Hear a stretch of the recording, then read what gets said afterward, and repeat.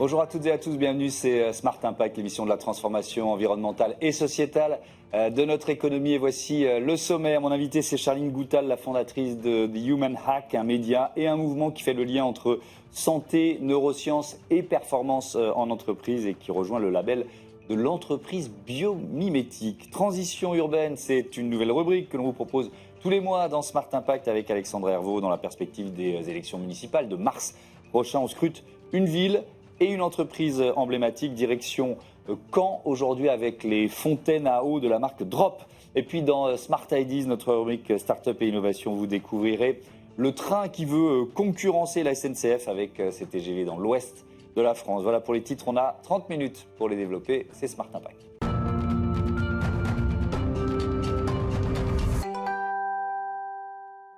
L'invité de Smart Impact, c'est Charline Goutal. Bonjour. Bonjour. Bienvenue, vous êtes la fondatrice de The Human Hack. Vous pouvez nous le présenter parce que c'est plusieurs choses à la fois. Oui, un média, un podcast, des services pour les DG. Je veux bien comprendre, dites-moi tout. Oui, absolument. En fait, The Human Hack, c'est vraiment un écosystème autour de 3 piliers principaux. Le premier, effectivement, c'est un média à travers un podcast qui explore la notion de performance à travers la santé intégrative. La santé intégrative, c'est vraiment la complémentarité entre la santé allopathique, donc la médecine qu'on connaît aujourd'hui, et les médecines complémentaires.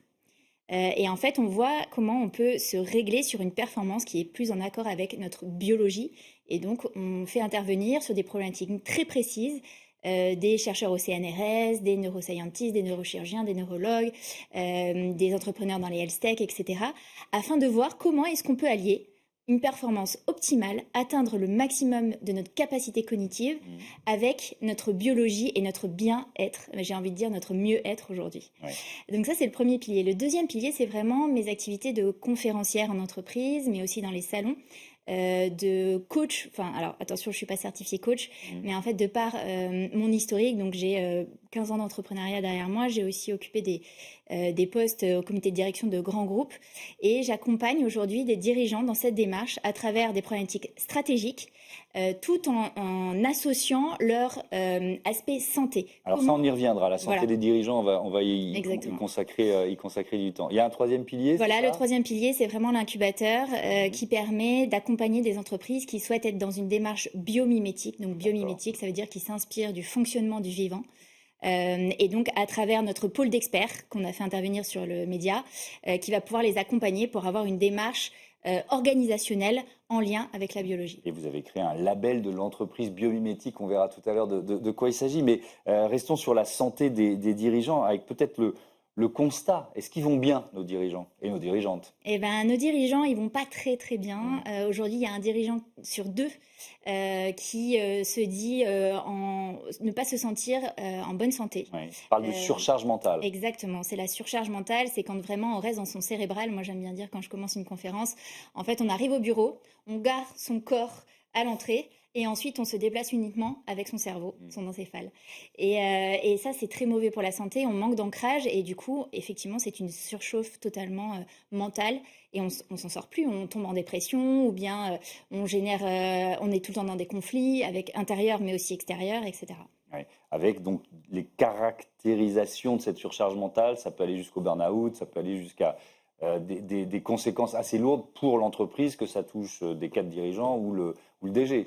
Absolument. Et ensuite, en fait, c'est vraiment un effet domino. C'est un peu une cascade. C'est-à-dire que quand le dirigeant va pas bien, par extension, l'équipe dirigeante le sent et n'est pas bien aussi, va ressentir plus d'anxiété, plus de stress. Et en fait, ce qu'il faut savoir, c'est que le stress va bloquer notre capacité à réfléchir. C'est vraiment l'activation du cerveau reptilien, notre cerveau le plus ancestral, par rapport à notre néocortex. Donc, ça a une influence directe sur la performance des gens et le bien-être, l'épanouissement, ce qui contribue très très fortement à la productivité et la rentabilité d'une entreprise. Quand on parle d'entreprise biomimétique, alors on en a déjà reçu ici, je sais de quoi on parle, mais je veux bien que vous rentriez dans le détail. Ça veut dire quoi précisément ? En fait, une entreprise biomimétique, c'est vraiment une entreprise qui va s'inspirer du fonctionnement du vivant pour fonctionner elle-même. Donc ça peut être soit dans la conception de ses produits et services. Je prends un exemple très basique, un avion. Un avion, les ailes d'avion ont été inspirées des oiseaux pour pouvoir voler, etc. Donc il y a beaucoup de produits qui sont inspirés aujourd'hui de la nature.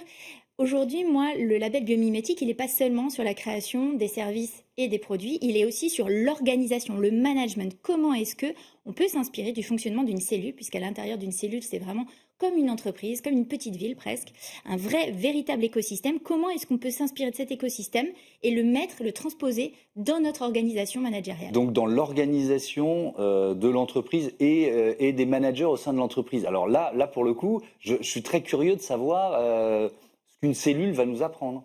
Eh bien, tout simplement un fonctionnement. Ouais. Comment est-ce que les différentes parties de la cellule vont collaborer ensemble? Et c'est vraiment, il y a un système hiérarchique dans la cellule, hein, tout à fait. Donc c'est très intéressant de voir comment on peut le transposer aujourd'hui au monde de l'entreprise, puisque on se rend compte qu'il y a des points de friction énormes entre les différents départements d'une entreprise. Et quand on voit qu'à l'intérieur d'une cellule, tout le monde collabore des deux côtés, en fait, vraiment, c'est une communication qui est bidimensionnelle. Ça, on l'a pas en entreprise aujourd'hui. Pour l'avoir vécu dans les faits, c'est très très compliqué d'avoir une communication qui est hyper fluide. Et donc, on peut vraiment s'inspirer. Après, il faudrait, voilà, j'ai une journée de formation pour expliquer justement comment on peut vraiment rentrer dans le détail par rapport à ces sujets-là. Mais alors, je vais vous titiller sur le mot label, parce qu'il y en a partout, il y en a beaucoup, Ouais. des labels. Et alors, c'est quoi un label de l'entreprise biomimétique? Selon quels critères vous allez décider qu'une Ouais. entreprise l'est ou ne l'est pas? Alors, il y en a beaucoup des critères, évidemment. Il y a 3 niveaux, avec le niveau 1 qui est le niveau le plus élevé, le plus exigeant. Disons que c'est plutôt pour les entreprises qui vont vraiment se créer directement dans cette étape, dans cet esprit de biomimétisme. Ensuite, on a le niveau 2 et 3 pour les entreprises qui sont aujourd'hui pas complètement biomimétiques, qui ont envie d'être dans la démarche et qui vont pouvoir, au fur et à mesure, se mettre au niveau des critères. Donc, il y a plusieurs critères et il y a un dossier à remplir, etc., qu'on trouve sur le site internet The Human Hack. Mais l'idée, c'est pas d'avoir une démarche que RSE. C'est aussi de comprendre l'état d'esprit du dirigeant et qui monte en compétence. Un des premiers critères, c'est monter en compétence sur la biologie humaine. La biologie humaine, c'est la biologie finalement universelle, on va dire, et comprendre notre fonctionnement. Comment est-ce que notre corps humain, notre propre physiologie fonctionne pour pouvoir aussi s'adapter par rapport à ces styles managériaux et organisationnels. Par exemple, exemple tout simple, nous sommes des êtres chronobiologiques. Et donc, si on ne respecte pas ces temporalités de repos et d'activité, eh ben, on ne va pas du tout être dans la performance et on ne va être pas du tout épanoui non plus. C'est ça qui est très important. Et on ne sera pas en santé optimale. Et donc, c'est hyper important de pouvoir comprendre quels sont ces cycles. On a des cycles de 45 minutes, de 90 minutes, quel temps de pause. Qu'est-ce que c'est que prendre une pause, une vraie pause active? Et ensuite, l'importance des piliers qu'on connaît tous. Hein. On se dit, oui, c'est basique, mais la respiration, le sommeil, la nutrition. Mais finalement, tout ça, il y a des grands principes. Moi, je ne crois pas aux gros principes. Je crois que ça doit être ultra personnalisé en fonction de chaque personne. Et c'est pour ça, d'ailleurs, que j'ai repris mes études assez tard. Est-ce que c'est un investissement rentable? Absolument. Investir dans la santé des équipes et particulièrement des équipes dirigeantes. Absolument. Aujourd'hui, les collaborateurs sont en sous-productivité entre les burn-out, les arrêts maladie, les turnovers. Ça représente 13 000 euros par salarié, par entreprise, de manque à gagner pour l'entreprise. Donc, c'est colossal, surtout à des grandes échelles. C'est aussi 12% de collaborateurs qui vont se retrouver en burn-out. Donc ça, c'est un chiffre qui est en augmentation et on a surtout qui monte. Et on a aussi beaucoup de gens qui vont pas être identifiés comme tels. Ouais. Donc ça, c'est aussi important. Et aussi, ce qui est important, on parlait du label juste avant, c'est d'expliquer aux dirigeants, aux managers, ce que c'est qu'un collaborateur en burn-out. Parce qu'il y a plusieurs façons d'exprimer un burn-out. Et il y a des signes précurseurs. Et ça, on ne les connaît pas aujourd'hui. Ça pourrait être un indicateur de performance d'une entreprise, d'une certaine façon? Absolument, c'est vraiment l'empreinte santé. C'est un nouveau KPI de l'entreprise qui va permettre d'augmenter sa rentabilité, j'ai envie de dire presque à court terme, parce que déjà au bout de 6 mois, on a des effets. Le tout, c'est de réussir à vraiment le mesurer, quoi. Merci beaucoup, merci Charline Goutal et à bientôt sur Be Smart for Change. On passe tout de suite à notre rubrique, nouvelle rubrique, ce n'est jamais que la 2e édition, transition urbaine, direction Caen aujourd'hui.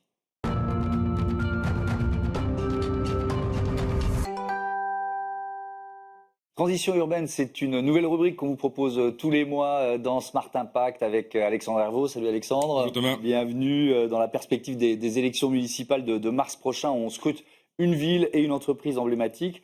direction Caen avec Elliot Martin. Bonjour. Bonjour. Bienvenue. Vous nous le présentez en quelques mots? Oui, alors Elliot Martin a 27 ans, c'est un ingénieur de formation, il a fait ses études à Caen, il nous en parlera, et on lui doit une entreprise, voilà, une start-up pour l'instant, les choses vont grandir, qui s'appelle Drop. Drop, ça veut dire goutte en anglais. Il est question d'eau, il est question de filtration, il est question d'eau fontaine, et pas seulement des fontaines, qui permettent d'avoir de l'eau filtrée sans plastique, mais il va nous en parler mieux que moi. Oui, comment est né Drop? Racontez-nous, c'est quoi le point de départ? Alors Drop, moi je pensais pas du tout faire une entreprise de base. Oui. Je rentrais en école d'ingénieur en 2019, et en 2019 il y a eu les premiers scandales autour de la pollution d'eau. Et j'ai une maman qui est très inquiète, et donc je disais, oh là là, on peut pas boire ça, il y a encore un petit peu des problèmes, enfin, voilà. Donc elle voulait acheter des carafes filtrantes plutôt plastiques, alors des bouteilles d'eau. Et moi, j'étais pas tellement satisfait. Je trouvais que c'était pas vraiment une solution. D'une part, parce que filtrer l'eau dans du plastique, c'est un peu un non-sens. Et puis, ça faisait des consommables, des coûts additionnels. Donc, je me suis dit, chère maman, je vais t'inventer une solution. Okay. Et puis, je me suis pris au jeu. Je suis entré dans un réseau d'entrepreneurs. Et puis, après 3 ans de R&D, Drop est né. Oui, d'ailleurs, la R&D, donc tout ça en parallèle des études d'ingénieur à Caen. Et je crois que ce qui va aussi accélérer un peu les choses, c'est quand vous faites appel au crowdfunding, au financement participatif, vous avez largement dépassé, je crois, les espérances, enfin les attentes en termes de collecte. Oui, tout à fait. En fait, à la fin de mes études, je pensais poursuivre en thèse, en physique. Et puis, il fallait choisir entre l'entrepreneuriat et la recherche, disons. Et donc, j'ai créé la boîte un mois après. Et quand on crée une boîte, il faut faire une traction. Il faut montrer que ça marche. Donc, on a lancé un crowdfunding sur KissKissBankBank. On a été bien accompagné et puis on a eu effectivement un résultat très important puisqu'on a financé à 260% le projet. Ça prouve qu'il y avait pas mal de mamans inquiètes. Exactement, voilà, exactement. Beaucoup de mamans inquiètes. Ça doit être ça, effectivement. Et est-ce que vous pouvez concrètement, même si c'est vrai que c'est des choses très physiques par définition, mais est-ce que vous pouvez nous expliquer un petit peu votre concept et surtout ce que vous arrivez à obtenir en termes de filtration avec tout ce que vous avez mis en place, le fameux vortex, le verre, qui donc sans plastique. C'est quoi finalement ce que fait la spécificité? Alors aujourd'hui, pour filtrer son eau, on a plusieurs solutions. On a globalement 2 solutions. On a soit les filtres à membrane, donc ça va être ce qu'on appelle des osmoseurs, un petit peu des grands trucs en plastique qui coûtent assez cher et qu'il faut brancher, ou alors des filtres à charbon actif. Nous, on voulait plutôt une approche low-tech, c'est-à-dire robuste. Et le charbon actif, souvent, en fait, on le met dans des cartouches en plastique. Et donc, ça fait ce qu'on appelle de la pollution croisée, où on peut avoir du relargage de plastique ou de solvant. Donc, l'idée, c'était d'avoir que la matière elle-même, donc que le charbon actif. Donc, pour ça, on a développé un charbon actif, on l'a dimensionné. Ou si vous voulez, le charbon actif, la taille des pores, c'est vraiment la taille des molécules qu'on va enlever de l'eau, qui sont un petit peu mauvaises pour la santé. Et donc, on a dimensionné tout ça dans un système sans plastique, donc, où on change le charbon en vrac, qui est donc compostable et avec un coût d'usage très faible sur le long terme. Sans plastique, donc sans pollution croisée, avec une eau nickel. Pourquoi vous parlez de vortex? Alors effectivement, c'est quoi un vortex? On a parlé de vortex. Ouais. Pourquoi? Alors parce que le vortex, donc on a un vortex sur la sphère, sur le modèle fontaine. Le vortex, il va permettre plusieurs choses, mais d'une part d'aérer l'eau.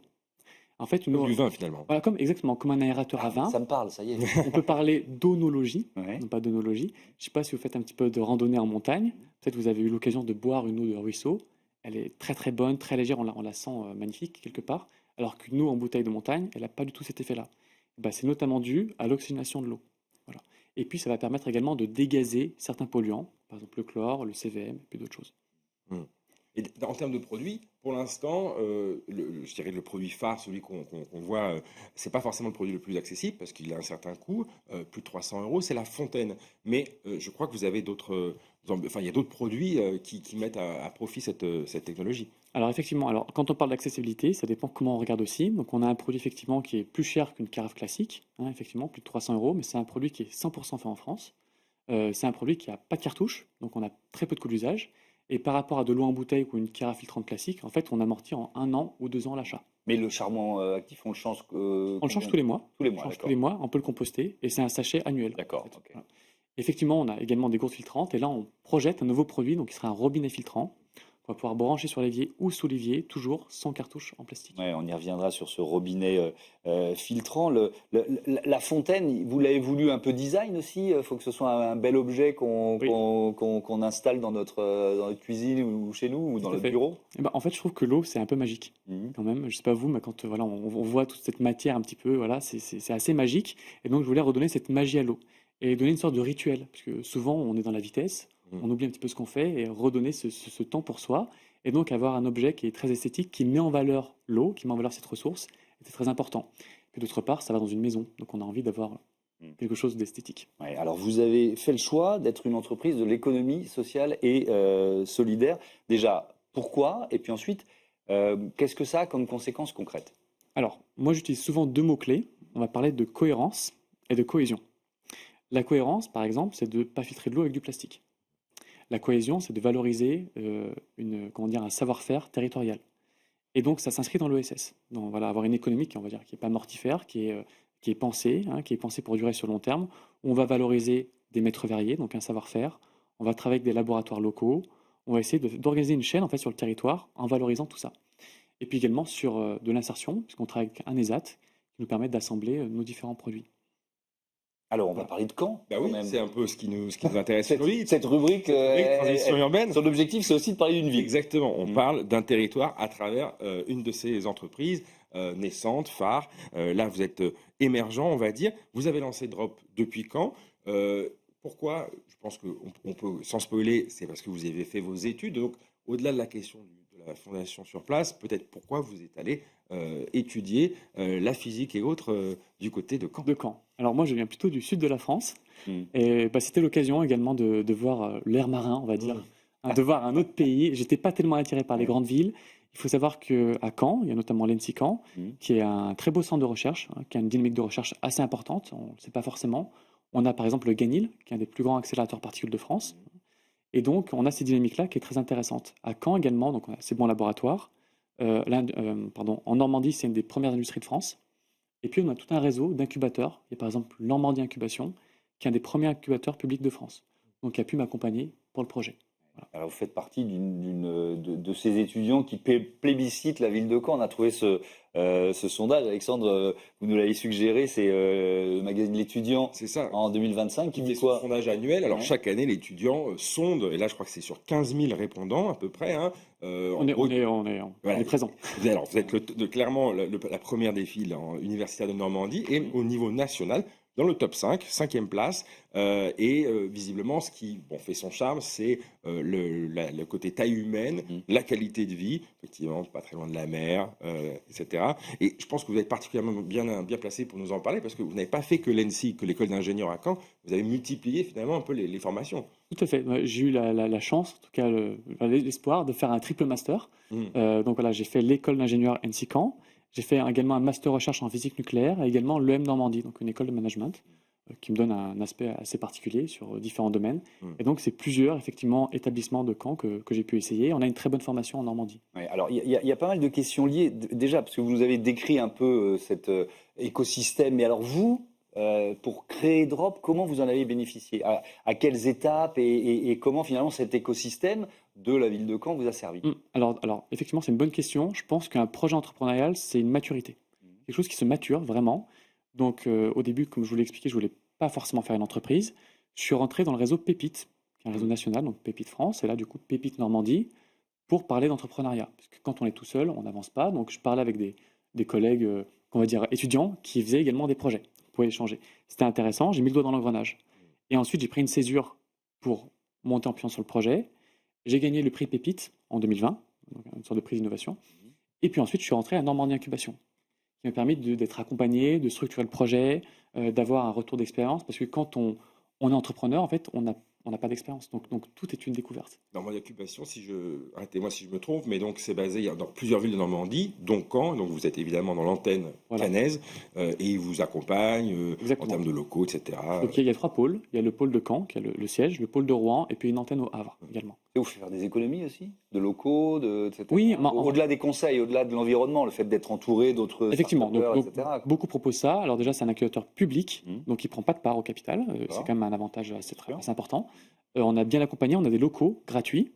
J'ai pu bénéficier également d'un accompagnement régional pour être payé en fait pendant 1 an pour être à 100% sur le projet. On appelle la bourse jeune créateur. Et en fait, ça fait la différence. Quand on sort d'école, on peut pas. Enfin, il faut qu'on vive simplement. Un job Voilà. étudiant, Et en même temps, monter un projet à temps partiel, c'est compliqué aussi. Et donc, c'était vraiment très important et ça fait la différence. On a également, je rebondis par rapport à ça, l'AD Normandie, donc l'agence de développement de Normandie, qui est très présente et très pertinente pour accompagner les projets. via des avances remboursables ou des subventions. Et grosso modo, quand, au-delà de tout ce qu'on vient d'évoquer, hein, comme structure d'accompagnement, etc., c'est quoi les atouts qui vous viennent à l'esprit quand on parle de jeunes startups, voilà, de l'économie circulaire comme vous, enfin, en tout cas, ce ESS, engagés dans la durabilité, la transition, c'est... Bah, moi, je dirais la proximité du réseau quand même. Parce que du coup, avec un coup de téléphone, on connaît vite les acteurs, on a vite un réseau et donc on va beaucoup plus vite. C'est des gens qui veulent vraiment accompagner. Oui, mais au-delà de ça, sur la transition environnementale elle-même, c'est-à-dire, est-ce qu'il y a beaucoup d'entreprises qui sont un peu dans cette même démarche? Parce que c'est aussi ce qui crée écosystème, quand il y a plusieurs Tout à fait. entreprises qui poussent dans la même direction. Ou pas d'ailleurs, hein, peut-être que vous êtes Alors, l'une des seules, j'en sais rien. Alors, il y a une spécificité. Donc, Normandie Incubation, c'est plutôt un incubateur d'innovation.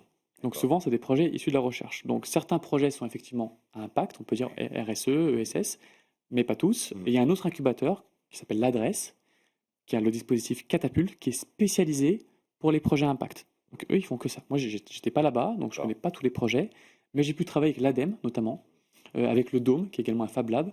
On a réfléchi effectivement à l'ESS, au biochar, à des solutions low-tech, et donc être dans ce tissu un petit peu là. Voilà. Et d'ailleurs, vous étiez avec d'autres jeunes pousses normandes au salon Vivatech, un des plus importants salons en Europe, voire même dans le monde en termes de rencontres avec l'innovation, les innovateurs, à la mi-juin, c'est ça, à Paris? Ça s'est bien passé? Tout à fait, voilà, c'était la semaine dernière, à la date de l'enregistrement aujourd'hui.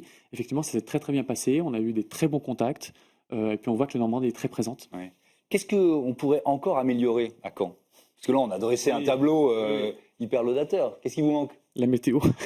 Bon, ok, voilà, le message est passé. Mais en termes d'écosystème, d'environnement économique, Je pense il y a déjà que... pas mal de choses là que vous avez. Oui, en fait, on est très fort dans beaucoup de domaines. Ce qui me manque à mon niveau, parce que Drop, c'est une start-up industrielle, c'est peut-être le côté industriel. Voilà. Alors, il y a des industries, mais elles ne sont pas forcément adaptées. Et puis, le passage à l'industrie, en fait, il y a une vraie barrière quand on est start-up. Peut-être cette proximité à l'industrie. Voilà. De mon point de vue, en tout cas, c'est ce que je dirais. Et alors, vous l'avez un peu évoqué tout à l'heure en parlant du nouveau projet que vous venez tout juste de breveter, hein, je crois, le robinet filtrant. Mais grosso modo, les prochaines années pour Drop, en termes d'objectifs, de ce que vous aimeriez faire, j'imagine, d'investissement, etc., quels seraient les principaux objectifs que vous êtes fixés à moyen terme? Alors déjà, il y a ce nouveau produit. En fait, quand on parle des produits, on a La Fontaine qui est un beau produit, mais c'est pas forcément le produit pour monsieur tout le monde, on va dire. Parce qu'il y a effectivement un certain coût, ça prend une petite place, donc quand on a un petit appart parisien, ça peut être délicat. Donc ça va être ce modèle robinet, qui est très très important. On a beaucoup de demandes déjà d'export, donc l'export c'est un point aussi. Ce qu'il faut savoir, c'est qu'en France, on entend il y a plein de problèmes de qualité d'eau, mais la France, c'est un des meilleurs pays au monde sur la qualité de l'eau. Donc, les problèmes qu'on a nous, d'autres pays l'ont à 3, à 4. Donc l'export, de nouveaux produits qui vont arriver, notamment pour les professionnels, type fontaine filtrante pour des entreprises, des solutions custom pour des plus grands volumes. Voilà. Et donc dans cette optique-là, on prépare une levée de fonds pour la fin de l'année, autour de 2,5 millions, voilà, pour passer l'échelle industrielle et puis exporter. Merci beaucoup, Elliot, Martin, et bon vent à Drop. Merci, Alexandre. Rien, on se retrouve à la rentrée de septembre. On va accompagner comme ça la campagne des élections municipales jusqu'au mois de mars avec cette rubrique qui est vraiment super intéressante. Merci d'en avoir eu l'idée. Voilà, c'est l'heure de notre rubrique Startup tout de suite.